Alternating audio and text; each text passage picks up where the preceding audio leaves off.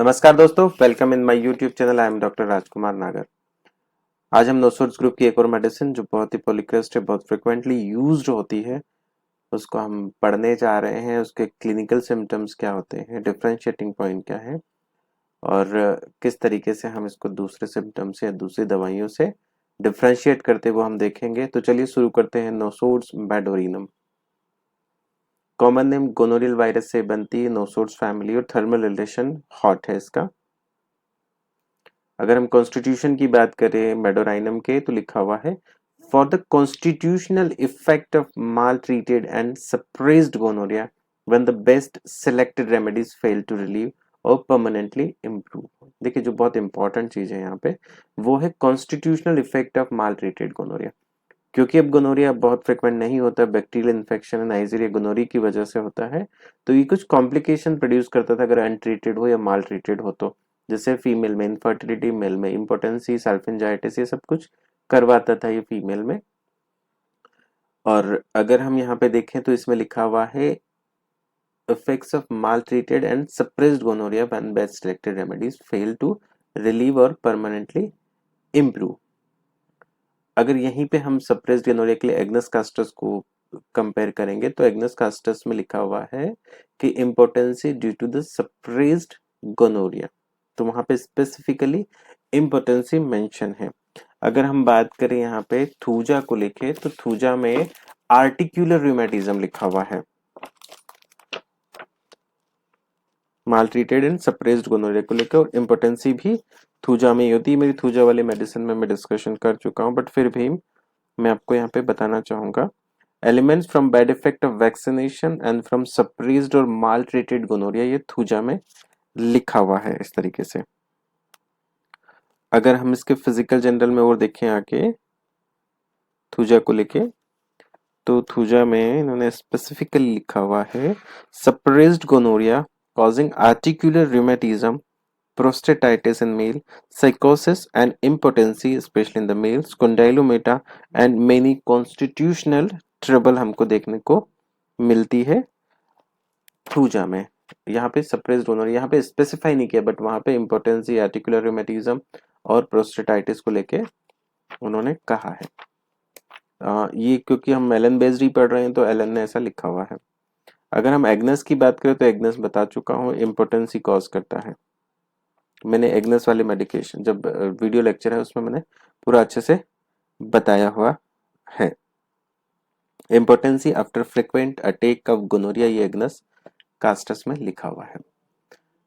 अगर हम आगे देखें तो कॉन्स्टिट्यूशन में for suffering person suffering from gout, rheumatism, neuralgia and disease of the spinal cord and its membrane, ये बहुत इंपॉर्टेंट चीज जो है, neuralgia and disease of the spinal cord and its rheumatism, even membrane, sorry, spinal cord and its membrane, even organic lesions ending in the paralysis which can be traced to an psychotic origin।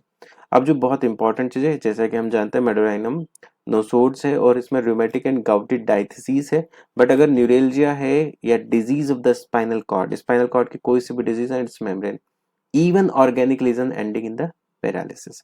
अगर spinal cord में किसी भी तरह का कोई organic legion हो या पीआईवीडी हो या फिर टेप्स स्पाइन जिसको हम बोलते हैं टीबी ऑफ द स्पाइन, तो वहां पे जिसको हम पोर्ट स्पाइन बोलते हैं, पोर्ट स्पाइन के केसेस में भी या टेप्स डॉर्सलिस के केसेस में भी हम इसको यूज कर सकते हैं for suffering from gout and rheumatism. तो जो इंपॉर्टेंट लाइन है वो है neuralgia and disease of the spinal cords and its membrane, even organic lesion ending in the paralysis. अगर हम आगे बात करें तो सीरस कार्सिनोमा और cancer, either acute or chronic in development when the symptoms correspond and a history of psychosis can be traced। अगर psychotic history हमें मिल रही है पेशेंट में, चाहे वो कार्सिनोमा, कैंसर या सीरस, कोई सी भी एक्यूट या क्रोनिक हो, हम मेडोराइनम का उपयोग कर सकते हैं। आगे लिखा हुआ bears the same relation to deep seated psychotic chronic affection of the spinal and sympathetic nervous system।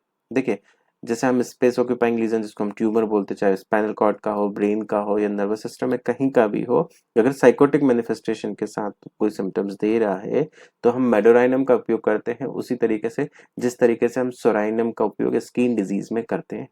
ठीक है, तो एक कंपैरिजन है psycho medorrhinum for the sycotic manifestation of the central nervous system and spinal cord and psorinum for the skin diseases. अगर हम आगे बात करें children constitution, pale rachitic dwarfed and stunted in growth, जो कि हमें ब्राइटाकार में मेंटली डल एंड वीक मिलता है, जबकि ब्राइटाकार में मेंटली एंड फिजिकली दोनों तरीके से पेशेंट हमें वीक मिलता है। और ड्वार्फिज्म को लेके ब्राइटाकार में लिखा हुआ scrofulous dwarfish children who do not grow scrofulous ophthalmia cornea opaque abdomen swelling frequent attack of colic and face bloated and general emaciation, ये ब्राइटाकार में लिखा। अगर यहीं पे हमने देखा स्टंटेड ग्रोथ है, अगर ग्रोथ बहुत ज्यादा फास्ट हो तो children who grow too rapidly तो कैल्किरिया कार्ब है, और ब्राइटा कार्ब और कैल्किरिया कार्ब दोनों एक दूसरे के इनिमिकल हैं, ये हमको ध्यान रखना होगा। अगर हम आगे मेंटल जनरल में बात करें, बहुत स्पेसिफिक एंड कैरेक्टरिस्टिक सिम्टम्स हैं, वो है वीकनेस ऑफ मेमोरी, याददाश्त इतनी ज्यादा कमजोर हो जाती है कि can not remember the names words और initial letter and has to ask name of most intimate friends even forget his own name. देखिए कितनी जबरदस्त है, किस तरह की कमजोरी है पेशेंट में। यहाँ पे पेशेंट आके कहता है कि डॉक्टर साहब मुझे खुद का नाम भी ध्यान नहीं रहता है, और मेरा जो बहुत क्लोज फ्रेंड है, बहुत खास दोस्त है, मित्र है, उसका भी नाम ध्यान में नहीं रहता है, और कैन नॉट रिमेम्बर द, नाम तो याद कर ही नहीं सकता, और वो नाम किस तरीके से शुरू होता है, क्या लिखा, वर्ड्स और इनिशियल लेटर। आगे लिखा हुआ can not spell correctly, wonders how a well known name is spelled, मतलब स्पेलिंग या करेक्टली लिख भी नहीं पाता है पेशेंट नाम को। जैसे कि सपोज करिए क्या वेल नोन नेम, अगर well known name Sachin Tendulkar, Virat Kohli, Narendra Modi, Rahul Gandhi, इस तरीके के जितने भी नाम हैं जो बहुत ज्यादा पॉपुलर है, अरविंद केजरीवाल, इस तरीके के नाम पेशेंट को लिखना कैसे ये भी नहीं लिख पाता, इतनी ज्यादा मेमोरी वीक हो गई है। Constantly loses the thread of conversation, क्योंकि याद ही नहीं रहता है तो बात क्या करनी है उस तरीके से वो समझ ही नहीं पाता और बात नहीं कर पाता है। Great difficulty in stating her symptoms, question has to be repeated as he she loses herself. Great difficulty in stating, अपने सिम्टम्स बता ही नहीं पाएगा, और किस तरीके से बात करना वो भी ध्यान नहीं है, भूल ही जाता है सभी। अगर हम क्लब करें तो याददाश्त कमजोर है, इसकी वजह से क्या बात करनी, कैसे बात करनी याद ही नहीं रहता है, और क्वेश्चंस को बार बार पेशेंट रिपीट करता है। Can not speak without weeping, anticipates death, always anticipating, anticipate करता है डेथ को कि अब मैं मरने वाला हूँ, मतलब फ्यूचर फोरकास्टिंग कह सकते हैं इसको, या फिर ऐसा उसे लगने लगता है कि वो मर जाएगा। Anticipates the death, always anticipating, and बहुत जो अच्छी चीज है वो है feels matter most sensitively before they occur and generally correctly, most of the time ये जो कहता है वो होता है और बहुत करेक्टली बताता है किसी भी इवेंट को होने के पहले, ही मेडोराइनम में ही है। अगर हम मेंटल जनरल में आगे देखें तो irritated at trifles, cross during the day and accelerated at night, बहुत ज्यादा चिड़चिड़ा पेशेंट, हर छोटे छोटे चीज पे चिढ़ जाएगा, दिन भर चिड़ा हुआ, मूड खराब रहेगा, और शाम के समय थोड़ा सा या रात के समय पेशेंट थोड़ा ठीक महसूस करता है मेडोराइनम का। वेरी इम्पेशेंट एंड पेविश, धैर्य नहीं है। Anxious, nervous and extremely sensitive, start at the least sound, ये देखिए एंजियसनेस एंड नर्वसनेस है, इसलिए पेशेंट है ना हर थोड़ी सी आवाज से भी चमक जाता है, क्योंकि एक्सट्रीमली सेंसिटिव है patient. Time passes too slowly, ये मैंने अर्जेंटम नाइट्रिकम वाले चैप्टर में बता दिया है आपको, फिर भी मैं एक बार आपको बता देता हूँ। जैसे कि टाइम पासेस टू स्लोली है,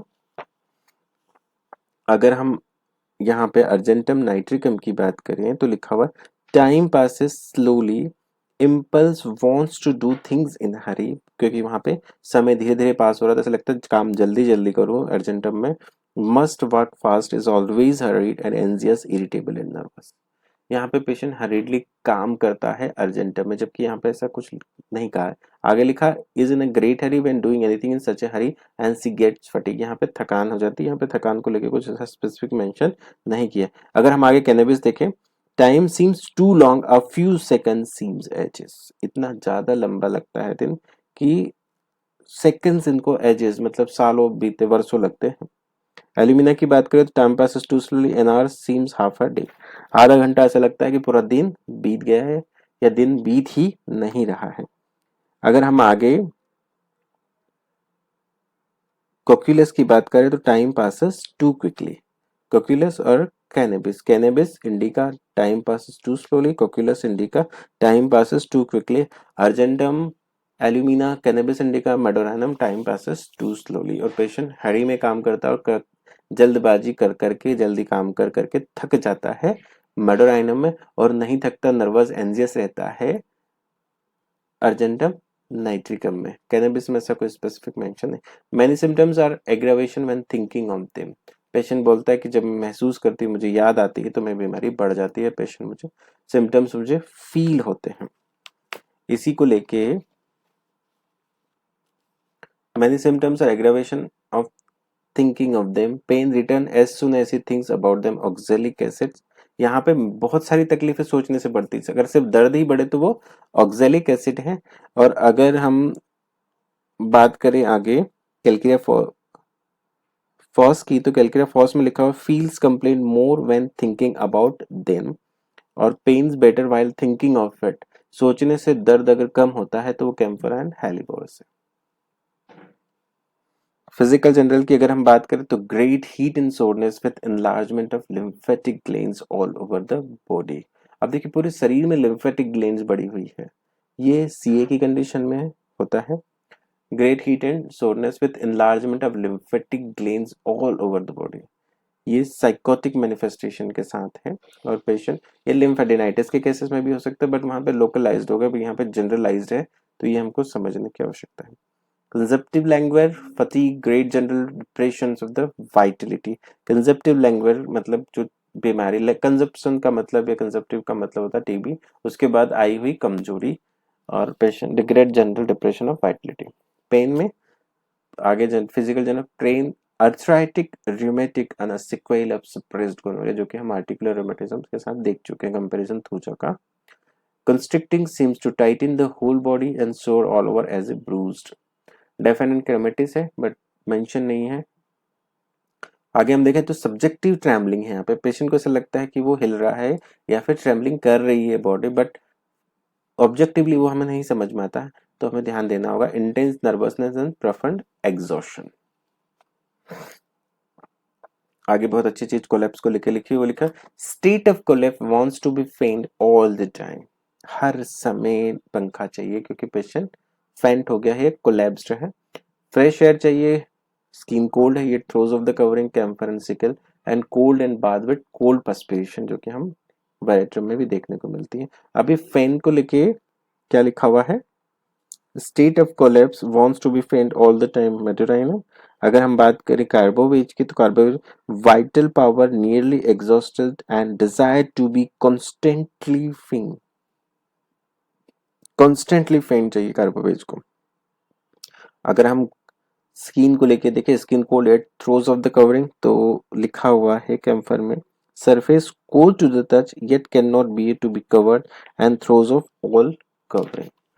स्किन एकदम ठंडी है बट ओढ़ना नहीं चाहेगा, सब कुछ फेंक देता है. सिकल में क्या लिखा हुआ, the skin feels cold to the touch yet the patient can not tolerate covering and icy coldness of the extremities. And veratrum में लिखा हुआ है cold and bath with cold perspiration, ये मेडोराइनम है, and cold perspiration on the forehead में nearly all complaint, हर complaint के साथ कोल्ड पर्सपिरेशन मिलता है वेरेट्रम एल्ब में. Ravenous hunger immediately after eating, खाने के बाद फिर से भूख लग जाना, ये रेवेनियस हंगर. इतनी ज्यादा भूख लगती, कुछ भी खिलाओ फिर से भूख लगाती है. ये लाइकोसिना सोराइनम में हमें देखने को मिलता है. तो अगर हम बात करें लाइकोपोडियम की, तो canine hunger more he eats the more he craves, जितना ज्यादा खाता उतनी ज्यादा खाने की इच्छा या भूख लगती है. And headache as if doesn't eat, अगर नहीं खाया तो हेडेक होगा लाइकोपोडियम को, और जितना ज्यादा खाता है उतनी ज्यादा भूख लगती है. Thuja canine hunger soon after a full meal and craving for sweets and different things, refuse mother's milk. Cina canine hunger cina में, hunger soon after a full meal, पूरा पेट भर गया, अच्छे से खा लिया, उसके बाद फिर थोड़ी देर बाद फिर से भूख लगने लगती है, स्वीट्स की इच्छा होती है. एंड बहुत सारे different things refuse mother's milk, माँ का दूध नहीं पीना चाहता है. Psorinum hungry in the middle of the night and must have to something to eat, आधी रात को उठता है और कुछ ना कुछ खाने के लिए चाहिए सोराइनम को। Constrained thrust even dreams she is drinking, dreams of burning thrust हम देख के आए हैं नेट्रोम्यूर में। satiety craving for liquor which before she hated, वो जो पहले पसंद नहीं थी चीजें खाना या पीना वो खाने लगती है। अगर हम सॉल्ट की बात करें तो कैल्किरा कार्बन नेट्रोम्यूर, अगर हम स्वीट की बात करें तो sulphur, ice acids, orange and green fruits, painful stiffness of every joints in the body, ये बहुत इंपॉर्टेंट है क्योंकि रूमेटिक एंड गाउटी डायथिसिस हम पढ़ चुके हैं। हेड की बात करें तो intense burning pain in brain, aggravation in cerebellum, extend down the spine, base of the brain पे पेन होता है जो कि नीचे की ओर आता है, स्पाइन में जाता है। Head feels heavy and is drawn backward, sensation of tightness and constrictions extend down whole length of the spine, tightness feeling होती है यहाँ पे हेडेक के साथ और ये पूरी लेंथ ऑफ द स्पाइन मतलब पूरे स्पाइनल कॉर्ड में देखने को मिलता है। Headache and diarrhoea from jarring of the cars, ये देखिए इंपॉर्टेंट है, जो गाड़ी में गड्ढे की वजह से डचके लगते हैं जिसको हम जर्क बोलते हैं, उस जर्क की वजह से भी डायरिया एंड हेडेक होता है मेडोरिनम का। थ्रोट की बात करें तो बहुत स्पेसिफिक है, sensation as if she had taken a severe cold with distressing aching in the bones, throat sore and swollen, deglutition of either liquids or solid, impossible। ये बहुत ही महत्वपूर्ण सिम्टम्स है। मर्क्यूरियस में हमने इसमें को अच्छे से डिस्कशन किया हुआ है, आप चाहें तो मेरा मर्क्यूरियस वाला लेक्चर देख लीजिएगा, मार्क्सोल वाला, उसमें भी आपको ये चीजें मिल जाएगी। अगर हम मर्क्यूरियस की बात करें तो मर्क्यूरियस में क्या लिखा हुआ, सेंसेशन पहले मेडोराइनम पढ़ लेते, sensation as if she had taken a severe cold with distressing aching pain in the bone, throat sore and swollen, deglutition of either liquids and solid, impossible. ना ही खाना खा पा रही है या कोई हार्ड सॉलिड चीजें खा पा रही जैसे, और ना ही लिक्विड किसी भी फॉर्म में, चाहे जूस हो, कॉफी हो, दूध हो, किसी भी तरह की चीजें वो लेने में उसको तकलीफ होती है, थ्रोट में शोर बना रहता है, थ्रोट शोर बना रहता है। और यही चीजें हमको मर्क्यूरियस में भी देखने को मिलती है। Throat constantly filled with thick grey और bloody mucus from posterior nares, पीछे की ओर डिस्चार्ज, पोस्टीरियर नेजल डिस्चार्ज होता रहता है पेशेंट को क्योंकि हाइड्रेटिस में। अगर हम जीआई की बात करें तो जीआई में लिखा हुआ, stool tenacious clay like sluggish can not strain from sensation of prolapse of rectum, stool एकदम क्ले कलर स्लगिश या टेनिशियस चिपचिपा है, पेशेंट यहाँ पे स्ट्रेन नहीं करता, क्यों नहीं करता स्ट्रेन, क्योंकि ऐसा पेशेंट को लगता है कि प्रोलैप्स हो जाएगा, जबकि एल्यूमिना में soft sticky stool required straining, ये बहुत इंपॉर्टेंट चीजें लिखी हुई है एल्यूमिना के इसके डिफरेंशिएटिंग पर, वहां पे पेशेंट स्ट्रेन करता है जबकि यहाँ पे स्ट्रेन नहीं है। स्टूल कैसा है, constipation, no desire for stool and ability to pass stool until there is a large accumulation and great straining, यहाँ पे strain नहीं कर रहा है, must grasp the seat of closely tight and stool hard knotty like laurel's berry covered in mucus or soft clay adhering to the parts, ये important चीज है, ठीक है। तो यहाँ पे स्ट्रेनिंग नहीं है, एल्यूमिना में स्ट्रेनिंग है, यहाँ पे स्ट्रेनिंग के साथ डर है कि प्रोलैप्स ना हो जाए, जबकि वहां पे इस तरह के कोई प्रोलैप्स का डर नहीं है एल्यूमिना में। Constricting and inertia bowel with ball like stool, यहाँ पे भी हमने देखा है hard knotty like laurels berry, तो ये हम ध्यान रखेंगे। Can not pass stool by leaning very big forward, very far back, very painful as if there was a lump on posterior surface of a sphincter, so painful as to cause tear, इतना ज्यादा दर्द होता है और patient की आंखों से आंसू तक आ जाते हैं, इस तरह की चीजें यहाँ पे हमको देखने को मिलती है मेडोराइनम में। और patient can only pass to by leaning very far back, पीछे झुक के बैठता है या खड़े खड़े स्टूल पास करता है। Sharp needle like pen in the rectum, oozing of moisture from anus and fetid and oral like a fish brain। Urination, अगर हम यूरिनरी सिस्टम की बात करें तो सिवियर पेन, बैक में दर्द होता है, रीनल रीजन में रिलीव्ड बाय प्रोफ्यूज यूरिनेशन, जो कि हमें लाइकोप में भी देखने को मिलता है। Renal colic, intense pain in ureter with sensation of passing of calculus, इतना ज्यादा दर्द होता है जो कि बर्बेरिस लाइकोन ऑसिमम में भी है। क्रेविंग फॉर आइज, अब मैं बर्बेरिस वाले चैप्टर में इसको अच्छे से वीडियो लेक्चर में डिस्कशन कर चुका हूं, तो आप बर्बेरिस वाला वीडियो लेक्चर जरूर देखें। Nocturnal enuresis passes enormous quantity of ammonical high colored urine in the bed every night. Nocturne रात को बिस्तर में involuntary urination होता है पेशेंट को, और कब बढ़ता है? By overwork or overplay, extremes of fate or cold when the best selected remedy fails with a history of psychosis. देखिए, with history of psychosis and best selected remedy, क्योंकि मेडनोसोड से तो इंटरकरेंट हम यूज करते ही हैं इसको, बहुत ज़्यादा काम कर लेने से, बहुत ज़्यादा खेल लेने से और बहुत ज़्यादा गर्मी या ठंड में जाने की वजह से भी नॉक्टर्नल इन्यूरेसिस पेशेंट को होता है। Painful tenesmus of bladder and bowels when urinating. Female की अगर हम बात करें,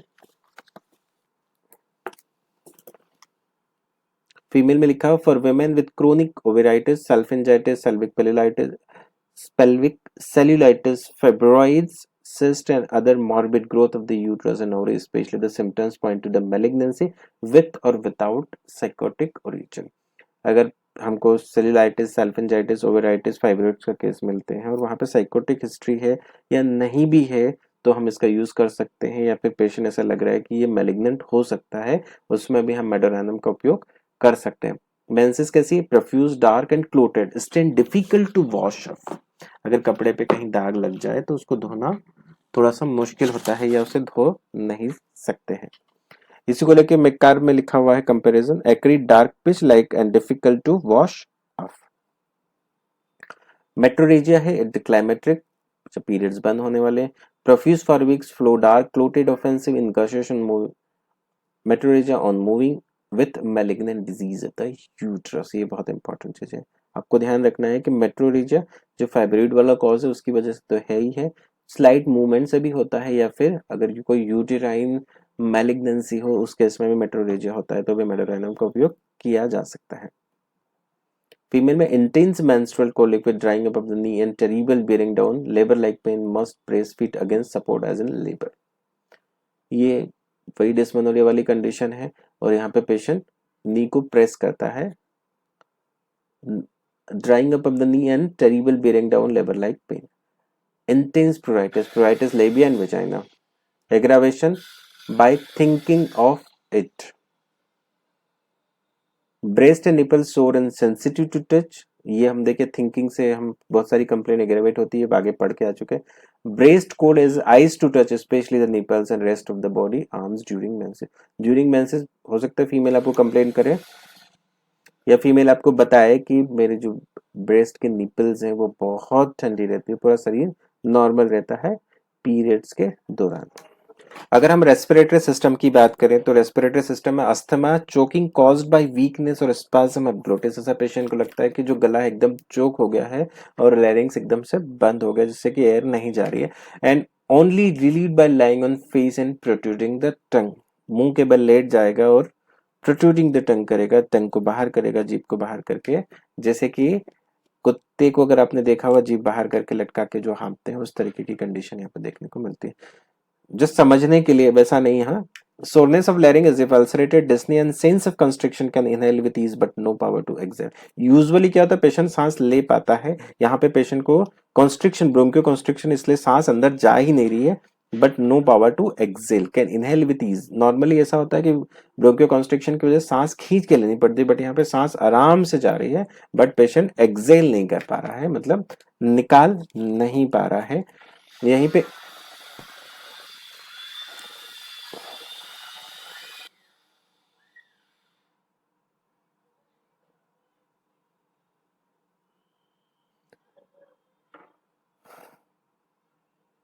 अगर हम रेस्पिरेटरी सिस्टम की बात करें तो अस्थमा में चोकिंग कॉज्ड बाय वीकनेस और spasm of the epiglottis, larynx stopped so that no air could enter, only relieved by lying on face and protruding the tongue। मुंह के बल लेट के टंग को बाहर करके पेशेंट बैठता है, लेटता है, तो उसकी वजह से पेशेंट को अस्थमा में सांस लेने में तकलीफ कम होती है। Soreness of larynx is ulcerated dyspnoea and sense of constriction can inhale with ease but no power to exhale. Patient dyspnoea के केसेस में नॉर्मली अस्थमा में क्या होता है कि ब्रोंकियो कॉन्स्ट्रिक्शन की वजह से पेशेंट इनहेल अच्छे से नहीं कर पाता है, एक्सेल कर देता है, बट यहाँ कंडीशन है कि पेशेंट इनहेल अच्छे से कर पा रहा है, एक्सेल नहीं कर पा रहा, मतलब सांस अच्छे से ले पाता है बट सांस छोड़ नहीं पाता। अगर हम खांसी की बात करें तो खांसी में dry incessant severe painful as if mucous membrane was torn from larynx, deep hollow like coughing in a barrel। Patient ऐसा लगता है कि जैसे कि जो बैरल होता है, बैरल मतलब कूपी बोलते हैं या अपन डब्बा बोले, डब्बे में जैसे हम बोलते हैं खांसते और इको आता है ना, उस तरीके का यहाँ पे खांसी में इको देखने को मिलता है पेशेंट को। और जो खांसी वो रात को और मीठा खाने से बढ़ती है और लेटने से बढ़ती है। अब यहाँ पे अगर वो पेट के बल लेटेगा, अगर पीठ के बल लेटा तो खांसी बढ़ेगी, अगर पेट के बल लेटता है तो खांसी में आराम होता है। Sputa albuminous frothy small green bitter balls and viscid difficult to raise, incipient consumption severe pain in the middle lobes। Neck की अगर हम बात करें तो pain in back which is,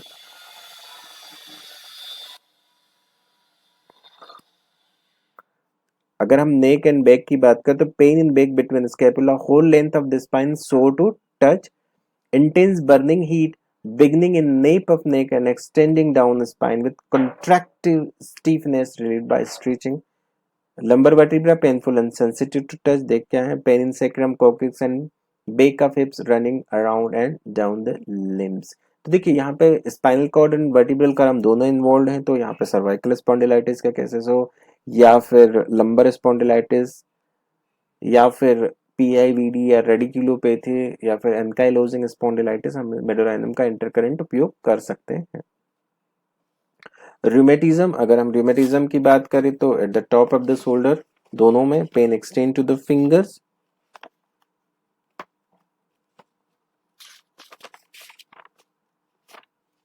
और अगर हम राइट शोल्डर की बात करें तो संगिनेरिया और लेफ्ट शोल्डर की बात करें तो फेरम। तो क्या लिखा हुआ है संगिनेरिया में, pain in the right arm and shoulder can not raise the arm at night, patient अपना हाथ ऊपर उठा ही नहीं पाता है। और फेरम में ऐसा स्पेसिफिक कुछ लिखा नहीं बट लेफ्ट साइडेड है।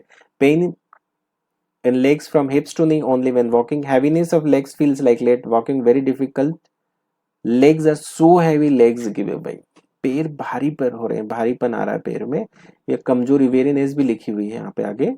तो यहाँ पे दोनों चीजें हमें देखने को मिलती है और ये तभी होता है जब सेंट्रल नर्वस सिस्टम में स्पाइनल कॉर्ड का इन्वॉल्वमेंट हो और वहां पे psychotic manifestation. Lower limbs x all night and preventing, पैर रात भर दर्द करते रहते डॉक्टर साहब, नींद नहीं आती, ऐसा पेशेंट कंप्लेन करता है। Intensely restless and fidgety legs and feet, extremities terrible burning in legs and arms during an electric storm, aching in legs with inability to keep them still and bait। इतना ज्यादा पैरों में दर्द होता है कि पेशेंट आराम से लेट ही नहीं पाता, बार बार करवटें बदलता है या रेस्टलेस होता है, और आगे हम देख के हैं कि नींद भी नहीं आती है इस दर्द की वजह से। Aggravation when giving up control of himself when relaxing and in trying to sleep, coldness of legs and feet of hands and forearm, drying contracting sensation of sensation hamstring and ankles, यहाँ पे contracting sensation है hamstring and ankles में। cramp in calves and soles, यहीं पे आगे लिखा हुआ cuprum में, क्यूप्रम का comparison, cramps in the extremities, pain soles and calves with great weariness of the limbs, ankles turn easily when walking, patient चलता है तो बार बार उसके एंकल टर्न हो जाते हैं, मोच खाते हैं मेडोराइनम के। कार्बोवेज में लिखा हुआ एंकल टर्न्स व्हेन वॉकिंग, और लीडम में लिखा easily spraining of ankles and feet. Extremities में burning of hands and feet wants them covered and faint, देखिए इंपॉर्टेंट, दोनों हाथ और पैर दोनों में जलन है जिसे वो कवर करता है, और वॉन्ट्स देम कवर्ड एंड फेंट। अगर हम सल्फर की बात करें तो सल्फर में ऐसा लिखा, cold feet in the day time, दिन में ठंडे रहते हैं, रात को एकदम से जलन होने लगती है पैर में, burning soles at night, wants to find a cool place of them and puts them out of bed to cool them off and cramps in calves and soles at night, sulfur।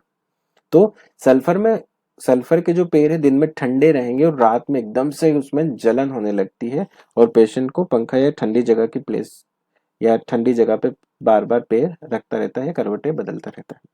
सनिकुला में लिखा burning of soles of feet and must uncover और put them in a cool place. आगे लिखा हुआ medorrhina में almost entire loss of nervous force in legs and arms exhausted by slightest effort, deformities of finger and joints, large puffy knuckles, swelling and painful stiffness of ankle, great tenderness of the heels and balls of foot, swelling of all joints and were puffy like a bengals। Modalities की बात करें तो जैसे हम पढ़ के आए हैं, एग्रेवेशन होता है सोचने से, थिंकिंग ऑफ इट से, heat covering stretching thunderstorm, least movement sweats from daylight to sunset, sweats हम पढ़ के आए हैं। एमेल्योरेशन एट सी शोर, नेट्रोम्यूर में भी रिवर्स है। लाइंग ऑन स्टमक, क्योंकि लाइंग ऑन बेक से खांसी बढ़ जाती है, लाइंग ऑन स्टमक से रिलीफ होता है। And gem feather like causticum and nux vomica. हम इसको ड्राई कफ में इपिकॉक से कंपेयर करते हैं, camphor, secale, tabacum, veratrum and collapse के केसेस में। पिक्रिक एसिड एंड जेलसीमिया में inability to walk and aloes and sulphur in morning diarrhoea. The burning feet of sulphur, sulphur के जो जलन वाले पैर हैं और जो जिंकम के रेस्टलेस फिडजिटी फीट है, वो हमें दोनों एक साथ मिलते हैं मेडोराइनम में।